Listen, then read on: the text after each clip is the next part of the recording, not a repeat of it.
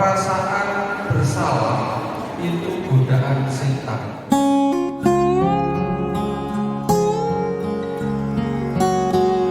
Halo para devosan kerahiman ilahi, Yesus andalanku. Selamat datang di Lauren TV dalam program Kabar GKKI Surakarta bersama saya Agus Vincentius. Kali ini saya berada di Paroki Santa Perawan Maria Regina Purwowardayan untuk mengikuti rekoleksi GKKI Surakarta dengan tema merawat cinta kerahiman ilahi dalam keluarga dengan ketekunan devosi dan misa syukur memperingati 86 tahun wafatnya Santa Faustina. Acara dimulai jam 9 pagi dengan agenda pertama yaitu rekoleksi yang disampaikan oleh Romo Vikep Surakarta, yaitu Romo Herman, yang kemudian dilanjut dengan misa syukur. Banyak devosan yang hadir, mungkin sekitar 300-an lebih devosan. Juga hadir para OMK yang ikut belajar tentang kerahiman ilahi.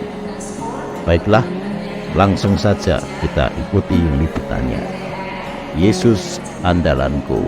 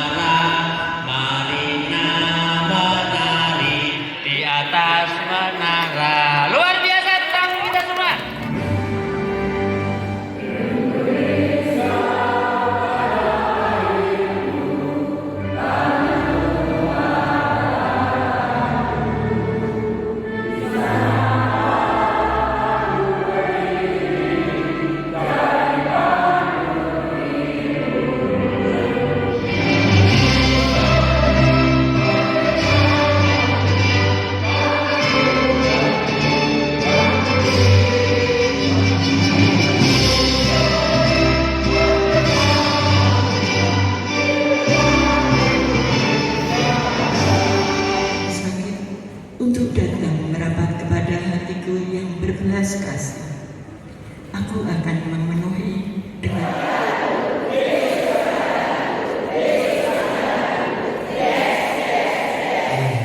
lagi kita awali dengan salam kerahiman.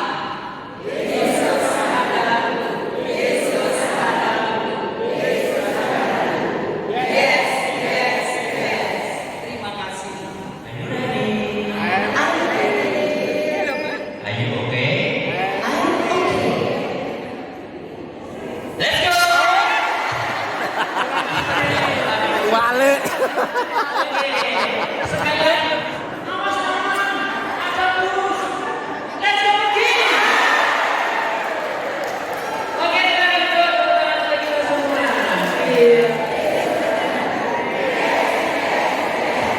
Luar biasa.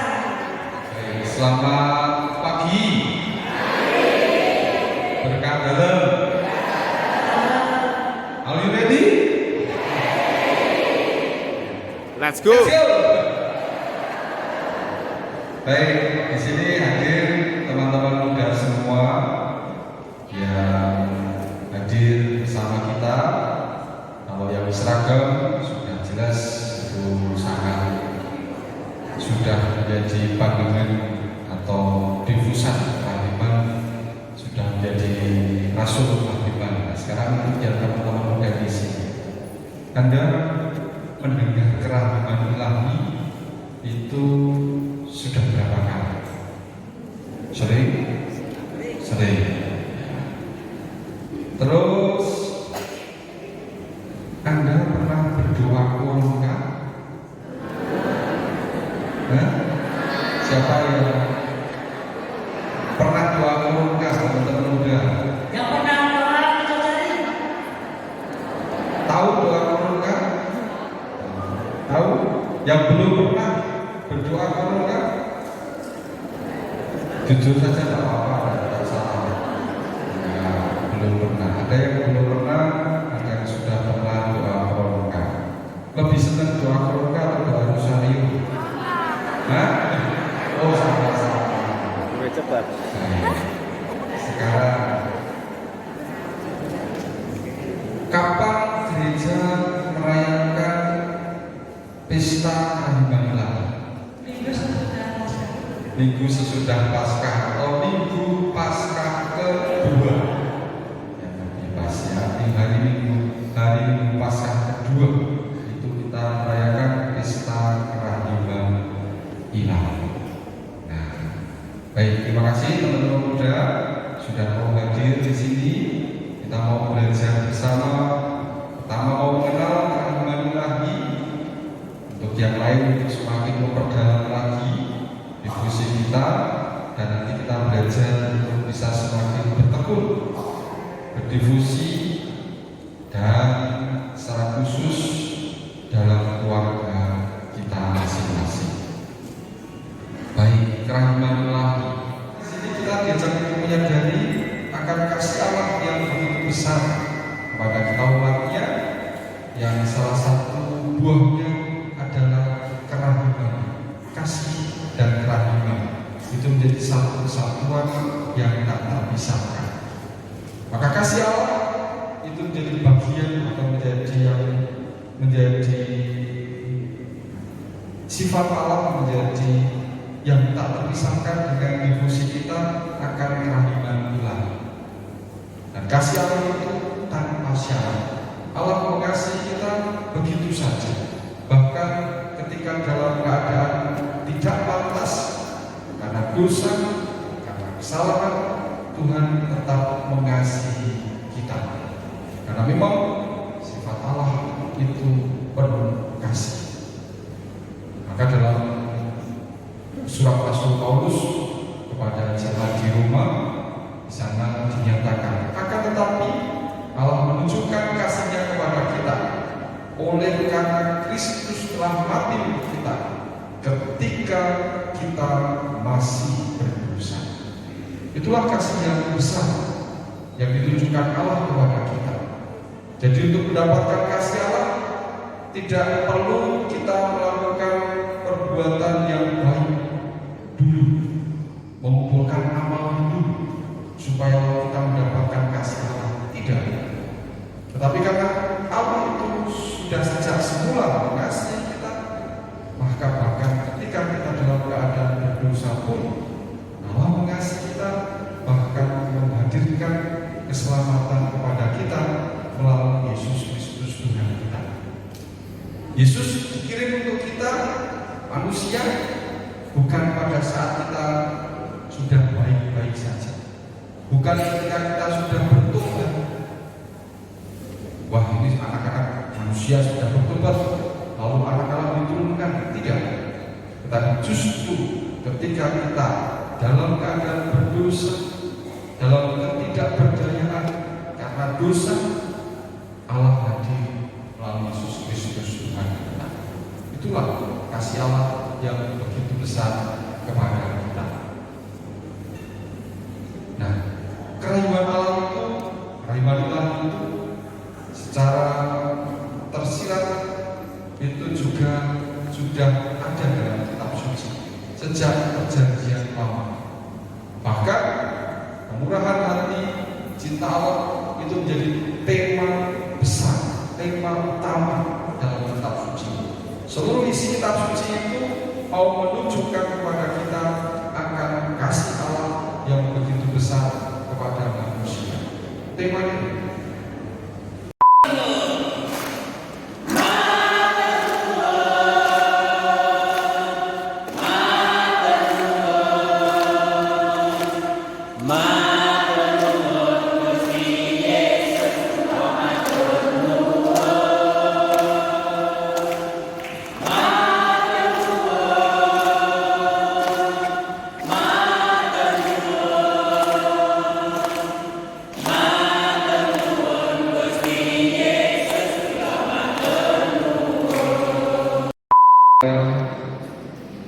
Satu Yusuf tidur, atau siapapun pribadi suci yang lain itu adalah devosi. Maka bentuk pengabdian pribadi atau komunitas yang mengekspresikan cinta kepada Allah ini lebih soal mengolah pada rasa, bukan sebagai suatu yang baku dan resmi seperti liturgi, mesti begini, mesti begitu. Menjadi pengungkapan iman umat yang bersifat spontan, lebih bebas, dibawakan secara pribadi maupun bersama. Itulah devosi. Karena spontan, bebas, pribadi dan bersama, entah pribadi atau bersama, maka devosi ini tidak bisa dipaksakan. Beda dengan liturgi. Nah, liturgi, misa hari Minggu itu wajib. Sebagai orang Katolik, setiap hari Minggu kita mesti ke gereja. Tidak bisa ditawar lagi. Tetapi kalau yang namanya devosi, ini lebih pada soal hati, soal rasa-rasa, soal kecok-cokan. Saya lebih sering doa dengan cara ini. Saya sering doa kerahiman ilahi. Saya lebih sering doa rosario dan sebagainya. Saya lebih sering doa dengan gegap gempita, dengan gaya karismatik. Saya lebih sering dengan doa yang sifatnya meditatif. Nah, itu devosi. Maka tidak bisa dipaksakan. Kau ini kudunya kerahiman ilahi jos. Aku rasa ya jangan dipaksa. Ya, begitu. Artinya, ya mari kita tetap merasa mewartakan tentang devosi kita, kerahiman ilahi, tapi tidak usah memaksa orang untuk mesti mengikuti kita. Karena devosi itu sifatnya pribadi. Liturgi resmi seperti sakramen, sakramentali, ibadat harian sering dialami sebagai sesuatu yang rutin, formal, resmi, baku dan kering kaku. Maka devosi justru bisa kita hayati sebagai sesuatu yang memenuhi kebutuhan afeksi, emosi, kerinduan hati, soal olah rasa yang di kedepannya, bukan soal harus begini atau harus begitu. Maka devosi bukan pengganti liturgi resmi gereja, tetapi menjadi pelengkap yang memperkaya kehidupan rohani. Yesus bersabda, angkat tanganmu, turunkan.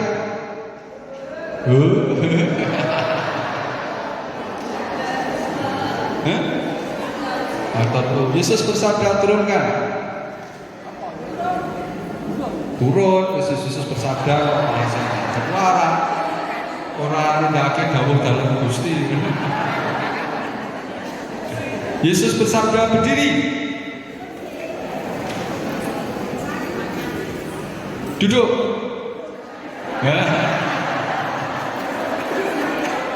Angkat tanganmu. Hei.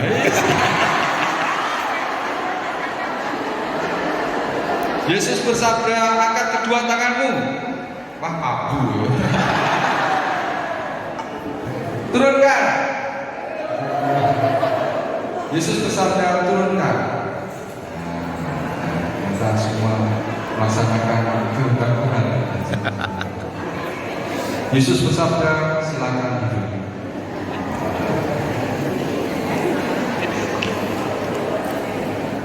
Berdiri lagi.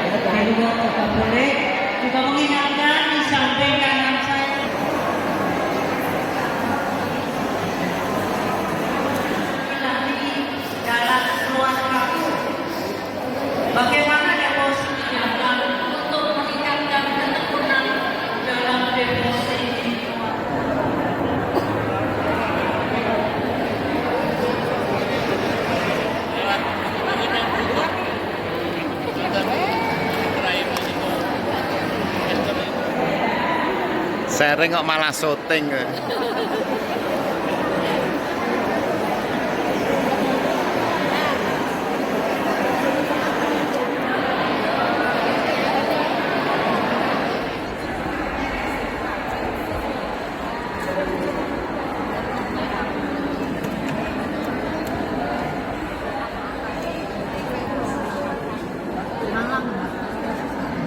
ada pertanyaan. Kalau ada sedikit sentilan pertanyaan, bagaimana cara kita menghindarinya. Kemudian kita juga bisa mencontoh. Adalah keluarga kudus dengan saya.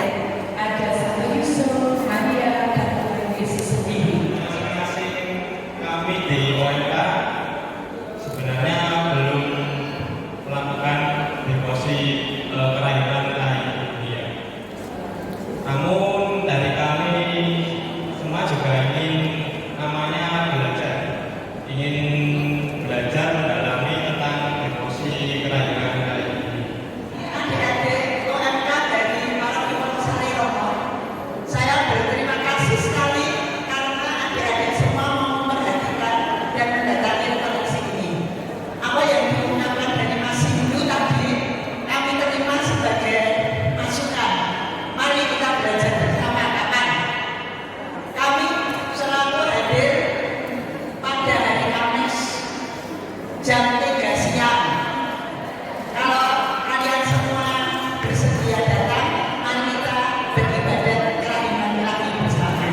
Terima kasih yang sudah ada lakukan semua untuk kelahiran ilahi. Matur nuwun. Pernah saya punya ide, misalnya suatu saat kita ngomong ya, dan sudah dulu pernah saya disarankan Mbak Mama, tapi saya udah berani kok rasanya belum sosok itu belum lama. Saya pikir juga yang kasih tahu Mbak Maria saya dalam itu pengennya juga paling 12 hari solusinya bagaimana. Terima kasih. Ya, perasaan solusi itu menjadi godaan dari setan, ya, supaya kita tetap terpuruk dalam kedosaan kita, maka harus dilawan.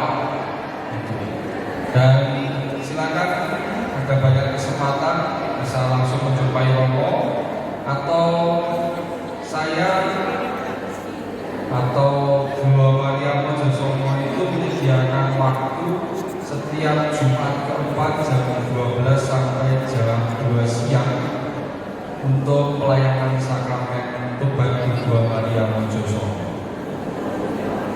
Nah, monggo silakan di Surakarta ini bisa mengaku dosa pada kesempatan itu. Kemarin saya ada mengaku dosa yang masuk ke kamar pengakuan itu bukan orang Katolik. Kalau orang Katolik dapat kesempatan juga kayak Tuhan pada tahun itu. Yang masuk bukan orang Katolik mengatakan Romo saya bukan Katolik tetapi saya ingin mengaku dosa.